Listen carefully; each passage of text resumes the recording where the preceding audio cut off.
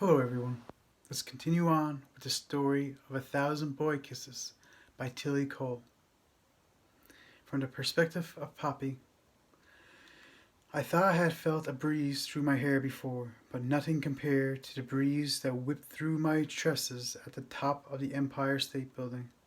I thought I'd been kissed in every way there was to be kissed, but nothing compared to Rune's kisses under the fairy tale castle in Central Park, to his kiss in the crown of the Statue of Liberty, in the center of Times Square, the bright lights flashing as people rushed around us like they had no time left in the world. People were always rushing, even though they had plenty of time.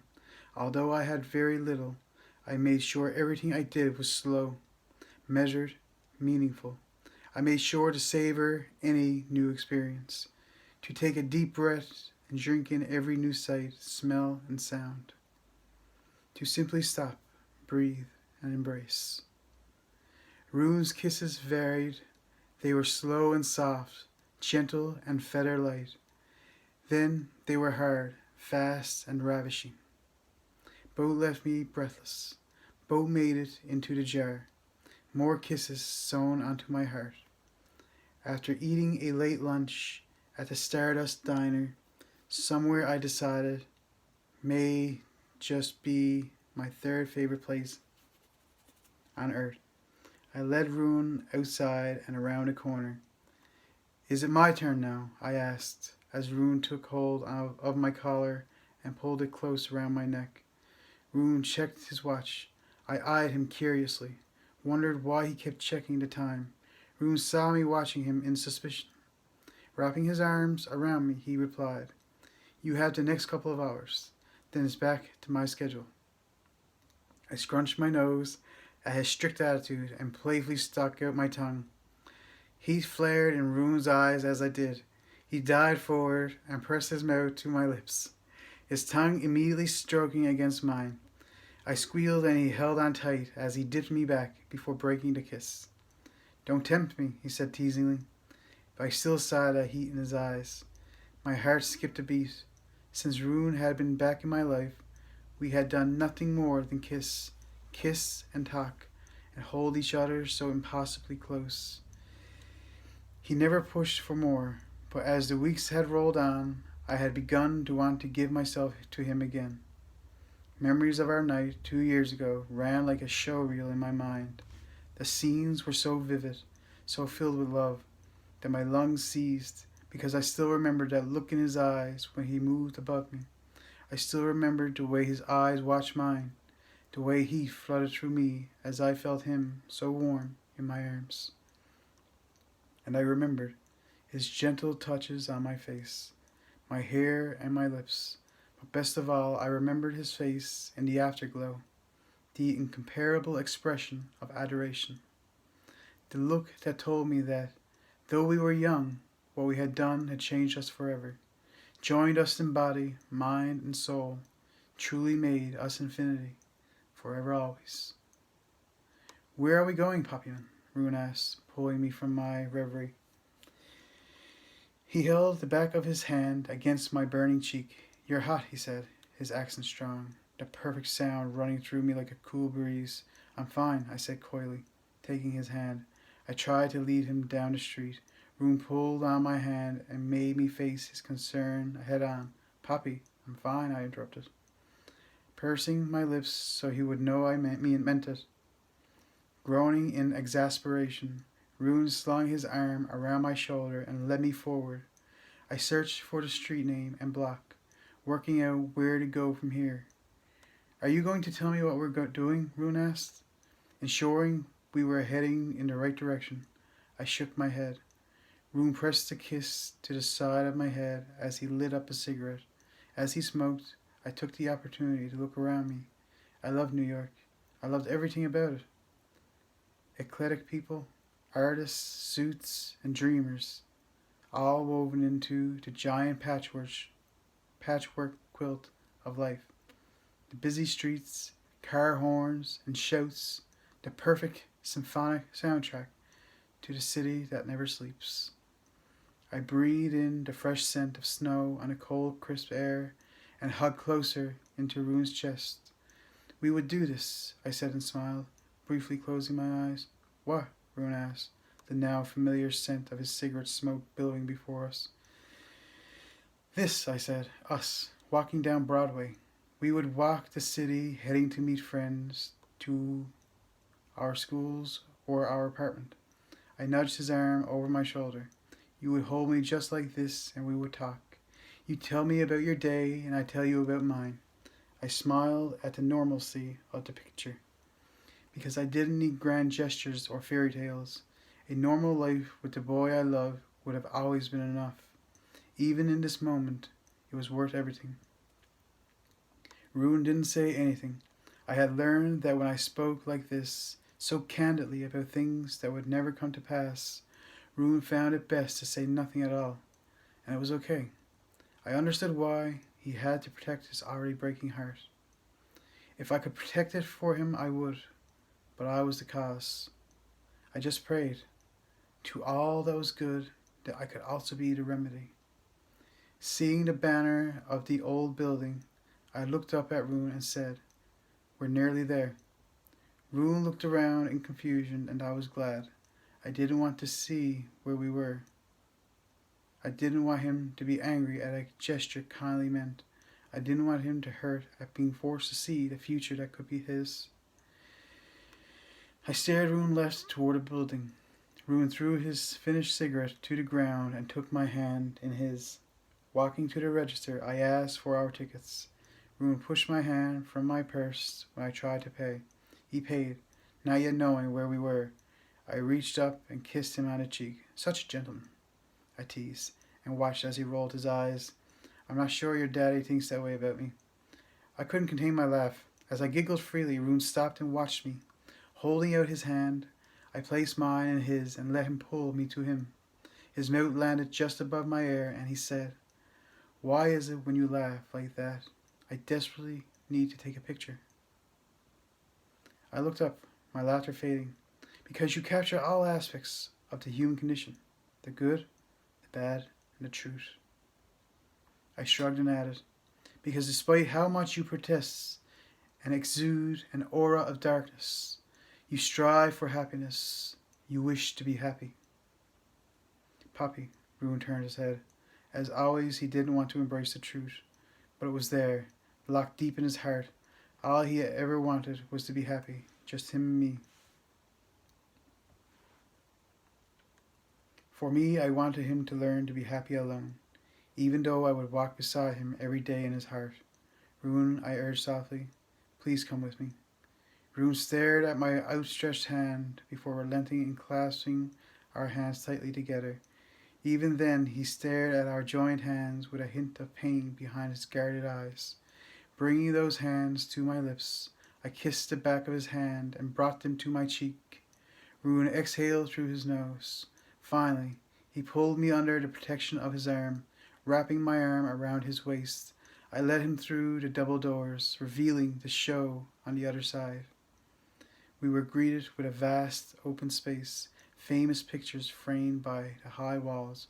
Rowan stilled, and I looked up just in time to see his surprised yet impassioned reaction on seeing his dream showcased before him, an exhibition of pictures that had shaped our time, pictures that had changed the world, perfectly captured moments in time.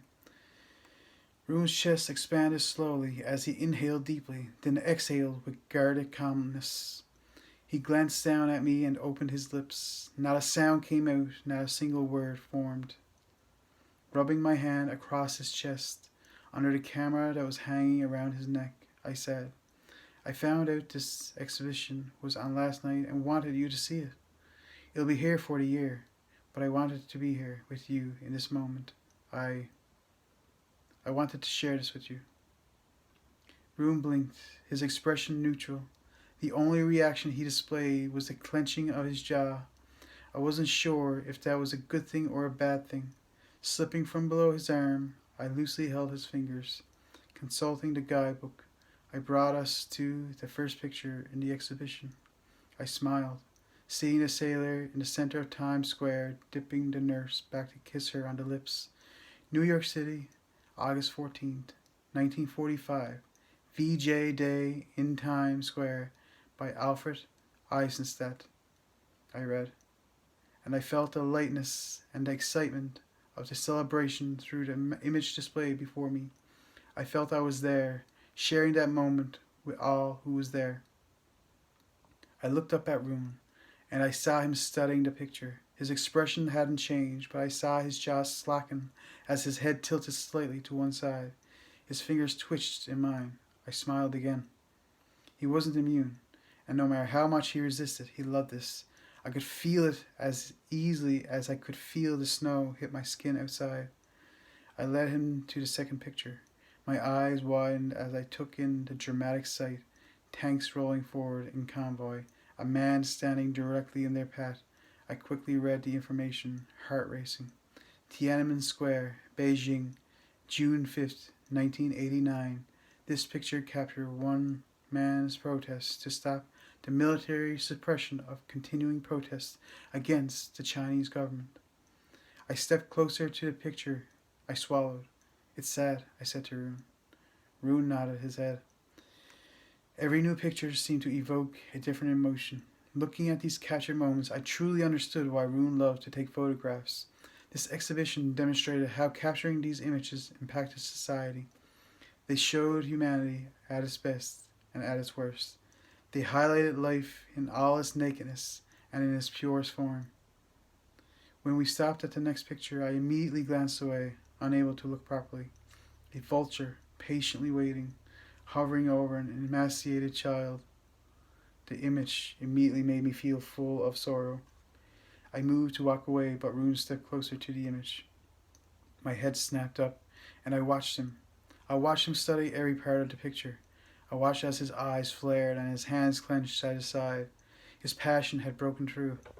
Finally, this picture is one of the most controversial pictures ever taken, he informed me quietly. Still focused on the image, the photographer was covering the famine in Africa.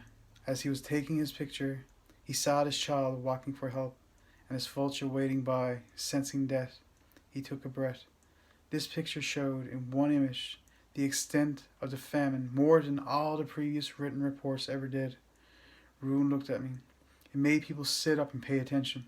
It showed them, in all its brutal severity, how bad the famine had grown. He pointed back at the child, crouched on the ground. Because of this picture, aid work increased. The press covered more of the people's struggles. He took a deep breath.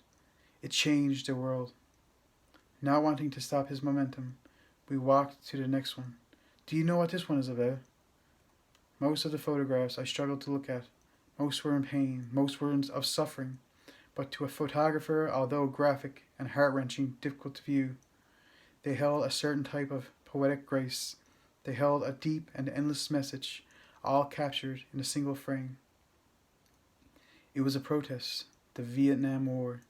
A Buddhist monk set himself on fire. Rune's head dipped and tipped to the side, studying the angles. He never flinched. He took the pain to make a statement that peace should be achieved. It highlighted the plight of the futility of that war. And the day rolled on. Rune explained almost every picture. When we reached the final shot, it was a black and white picture of a young woman. It was old. Her hair and makeup seemed to be from the 60s. She appeared to be around 25 in the picture, and she was smiling. It made me smile too. I looked at Tarun. He shrugged, silently telling me that he didn't know the picture either. The title simply read, Esther. I searched the guidebook for information. My eyes immediately brimming with water when I read the inspiration. When I read why this picture was here. What? Rune asked, his eyes flashing with worry. Esther Rubinstein, the late wife of the patron of this exhibition. I blinked and finally managed to finish. Died, age 26, of cancer. I swallowed the emotion in my throat and stepped closer to Esther's portrait, placed in this exhibition by her husband, who never remarried. He took this picture and hung it in this exhibition. It reads that even though this picture didn't change the world, Esther changed his. Slow tears trickled down my cheeks. The sentiment was beautiful. The honor was breathtaking. Wiping my tears away, I glanced back at Rune, who had turned away from the picture. My heart sank. I moved before him. His head was hanging low. I pushed back the hair from his face. The tortured expression that greeted me tore me in two. "Why did you bring me here?" he asked, through a thick throat. "Because this is what you love." I gestured around the room. "Rune, this is NYU. Tish, this is where you wanted to attend. I wanted you to see what you could achieve one day. I wanted you to see what your future could still hold." Rune's eyes closed. When they opened, he caught my stifled yawn. "You're tired." "I'm fine," I argued, wanting to address this now, but I was tired. I wasn't sure I could do much more without some rest. Rune threaded his hands through mine and said, "Let's go rest before tonight." "Rune," I tried to argue, to talk about this more, but Rune swung around and quietly said, "Poppyman, please, no more." I could hear the strain in his voice. "New York was our dream. There's no New York without you. So please," he trailed off and sadly whispered, "Stop." Not wishing to see him so broken, I nodded. Rune kissed my forehead. This kiss was soft. It was thankful. We left the exhibition and Rune hailed a cab. In minutes, we were en route back to the hotel. As soon as we got into the suite, Rune lay down with me in his arms. He didn't speak as I drifted to sleep. I fell asleep with the image of Esther in my mind, wondering how her husband had healed after she had returned home. Wondered if he had even healed at all. "Poppyman?" Rune's soft voice called me from sleep. I blinked into the darkness of the room, only to feel Rune's gentle finger running down my cheek. "Hey, baby," he said quietly, when I rolled over to face him. Reaching out, I turned to the lamp. When the light flickered on, I focused on Rune. A smile tugged on my lips. He wore a tight white t-shirt under a brown blazer. His black skinny jeans were so on his legs, familiar black suede boots on his feet. I tugged on the lapels of his blazer. "You're looking real smart, baby." Rune's lips molded into a half smile. He leaned forward and took my mouth gently with his. When he pulled back, I noticed his hair was freshly washed and dry, and unlike every other day, today he'd run a comb through it, the golden strands feeling silky between my fingers. "How are you feeling?" he asked. I stretched out my arms and legs. "A little tired and sore from all the walking, but I'm okay." Rune's forehead lined with worry. "You sure? We don't have to go tonight if you're not feeling up to it." Shuffling further forward on my pillow, I stopped just an inch before Rune's face and said, "Nothing could keep me from tonight." I ran my hand down his soft brown blazer. "Especially with you looking all spiffed up. I have no idea what you have planned, but if it got you out of your leather jacket, it must be something real special." "I think so," Rune replied after a pregnant pause. "Then I'm definitely fine," I said confidently, allowing Rune to help me up to a sitting position when this simple task became too much of a struggle. Remaining crouched down, Rune searched my face. "I love you, Poppyman." "I love you too, baby," I replied. As I stood, with Rune's help, I couldn't help but flush. He was becoming more handsome with each passing day, but looking like this, he made my heart gallop in my chest. "What should I wear?" I asked Rune. He led me to the living area of the suite. A lady was waiting in the center of the room, hair and makeup equipment spread out around her. Astounded, I glanced up at Rune. He nervously pushed his hair from his face. "Your aunt organized it all," he shrugged, "so you look perfect. Not that you don't anyway."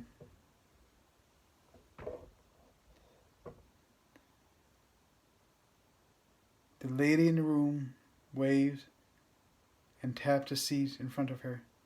Rune lifted my hand to his mouth and kissed it. "Go. We have to leave in an hour." "What do I wear?" I asked breathlessly. "We have that organized too." Rune led me to the seat and I sat down, briefly stopping to introduce myself to the stylist. Rune moved to sit on a couch across the room. I was filled with happiness when he took his camera from its bag on the side table. I watched Rune raise the camera to his eyes as Jane, the stylist, began working on my hair, and for the next 40 minutes he captured those moments. I couldn't have been happier if I tried. Jane leaned down, checking my face, and with a final brushstroke on my cheek, moved back and smiled. There we go, girl. All done. She stepped away and began packing her things. When she was finished, she kissed me on the cheek. Have a good night, lady. Thank you, I replied, and walked her to the door. When I turned around, Rune was standing before me. He lifted his hand to my newly curled hair. Poppyman, he rasped, you look beautiful. I ducked my head. Do I? Rune lifted his camera and snapped a button. Lowering it again, he nodded. Perfect.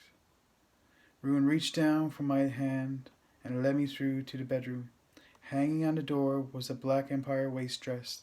Low-heeled shoes rested on plush carpeted floor. Rune, I whispered, as I ran my hand over the soft material.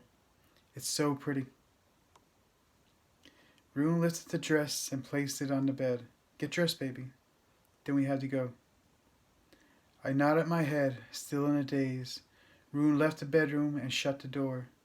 In minutes, I dressed and slipped my feet into the heels. I moved to the bathroom mirror, and the stunned gasp left my mouth when I stared at the girl looking back. My hair was curled and not a strand was out of place.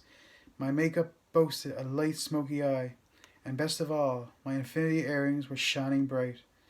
A knock came from the bedroom door. Come in, I shouted. I couldn't tear myself away from my reflection. Rune moved behind me, and my heart melted when I saw his reaction in the mirror.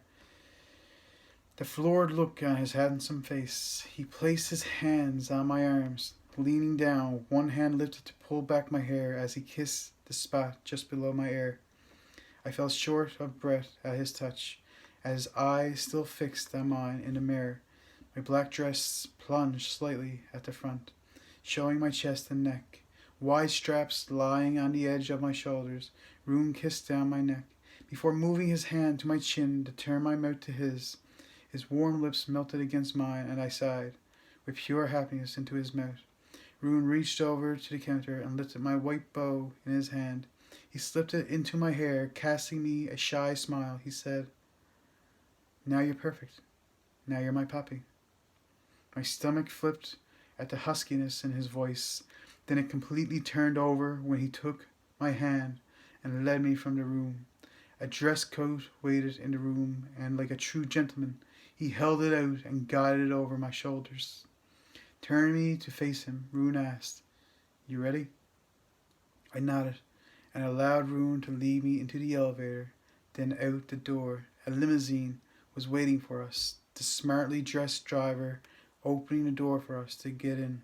I turned to Rune to ask him how he'd arranged everything, but before I even could, he answered, Dee. The driver closed the door. I held tightly onto Rune's hands as we pulled into the bustling streets.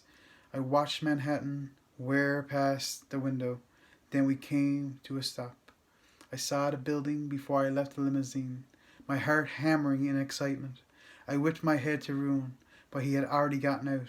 He appeared at my door, opening it for me and holding out his hand. I stepped out onto the street and looked up at the huge building before us. Rune, I whispered. Carnegie Hall.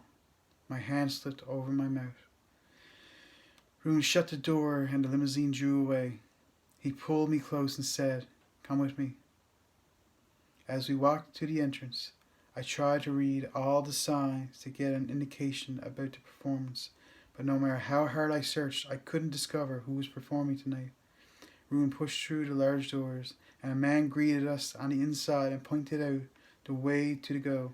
Rune led me forward until he had passed the foyer and entered the main auditorium. If I was breathless before, it was nothing to how I felt at this moment, standing in the hall that had been my dream since I was a little girl. When I had drunk in the vast impressive space, the gold balconies, the plush red of the chairs and carpets, I frowned, realizing we were completely alone. There was no audience. There was no orchestra.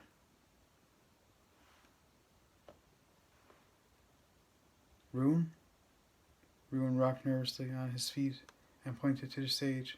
I followed his hand. In the center of the large stage was a single chair and a cello resting on his side with its bow lying on top. We're going to end the video here. I hope you will join me again in the next video. Bye for now.